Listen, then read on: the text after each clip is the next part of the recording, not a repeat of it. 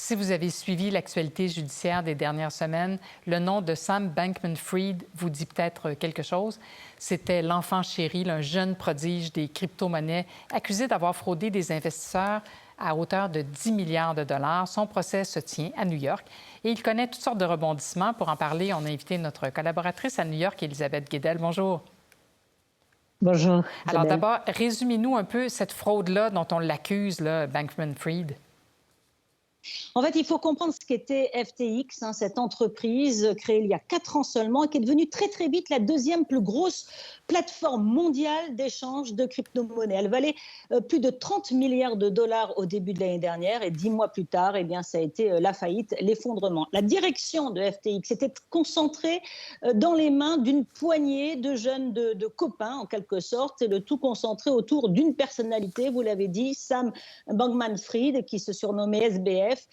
Quelqu'un donc qui a réussi à acquérir la confiance très rapidement de gros clients, de gros investisseurs, de grosses banques, et il a eu très très vite un très beau portefeuille de clients très fortunés. Le problème, c'est qu'il s'est mis à piocher dans les comptes de ses clients pour notamment détourner l'argent vers l'entreprise qu'il avait créée 2 ans plus tôt, également d'échange de crypto-monnaies, Alameda Research, et donc il a détourné plus de 10 milliards de dollars ainsi des comptes de ses clients dans les caisses de son entreprise ou pour lui-même d'ailleurs. Et donc quand ça a commencé à fuiter, les rumeurs, des gros clients voulaient reprendre leur argent. Évidemment, l'argent n'y était plus.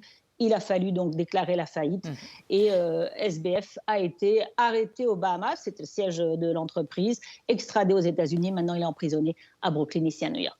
Emprisonné, il n'a pas pu reprendre sa liberté. On y reviendra peut-être. Là, pour l'instant, il y a des témoins qui sont entendus, son entourage qui témoigne. Et il y a toutes sortes de personnages, disons, originaux. Parlez-nous un peu des derniers témoignages ou ce qui ressort, là. En fait, ces personnages sont effectivement ces jeunes qui dirigeaient FTX avec Bankman-Fried et qui effectivement étaient assez originaux, très brillants, des mathématiciens. Il y avait un copain de lycée très brillant qui avait créé l'entreprise avec SBF. Il y avait un copain du MIT parce que Bankman-Fried a fait le MIT, encore une fois, très brillant, un personnage très brillant.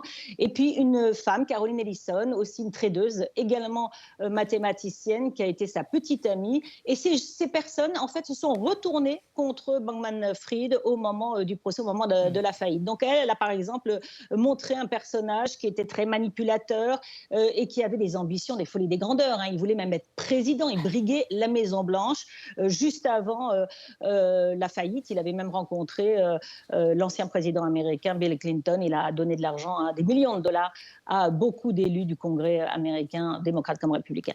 Bon, Elisabeth, cet accusé-là, il a détourné des sommes absolument colossales. Qu'est-ce qu'il faisait avec cet argent? Est-ce qu'on a une idée? Est-ce qu'on a saisi des biens, des propriétés? Alors, déjà, il renflouait les caisses de son entreprise Alameda Research qui perdait beaucoup d'argent. Il s'est acheté des biens personnels pour ses employés, mais également pour lui. Effectivement, on commence à saisir ses biens. Il s'est acheté des jets privés, 2 avions, 2 jets privés pour plus de 28 millions de dollars. D'ailleurs, les créanciers aimeraient bien récupérer leur argent en vendant ces jets. Donc, il avait vraiment la folie des grandeurs et il vivait très, très, très bien. Bon, le procès est amorcé depuis quelques semaines, je crois. Est-ce qu'on s'attend à ce qu'il soit long? Est-ce que ça doit durer des mois? Non, ça doit durer normalement encore 1 mois, mais les avocats de Bankman-Fried, SBF, excusez-moi, on en a plus l'habitude de l'appeler comme ça aussi aux États, SBF, essayent de l'interrompre ce procès en disant qu'il a besoin, leur client a besoin de prendre ses médicaments contre les troubles de l'attention, et pour le moment, le juge a refusé. Donc, normalement, on devrait avoir la fin d'un procès dans quelques semaines. Bon, quelque part à la fin de 2023 ou enfin avant la fin.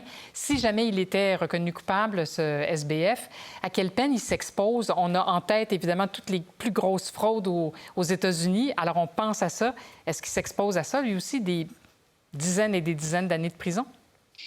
On parle même de 110 années de prison. C'est le système américain. On cumule les peines, ça va jusqu'à 110. Donc, il a 31 ans aujourd'hui. Il y a de fortes chances qu'il finisse le reste de sa longue vie derrière les barreaux. Et vu les preuves, vu les témoignages actuellement au procès, ça paraît très difficile qu'il échappe à la prison. Très bien. Alors, on va continuer de suivre ça. Si ça se trouve, on vous reparle, Elisabeth Guedel. Merci beaucoup pour cette entrevue. Merci Isabelle. Au revoir. Pour voir nos émissions en entier, rendez-vous sur la chaîne Ici RDI.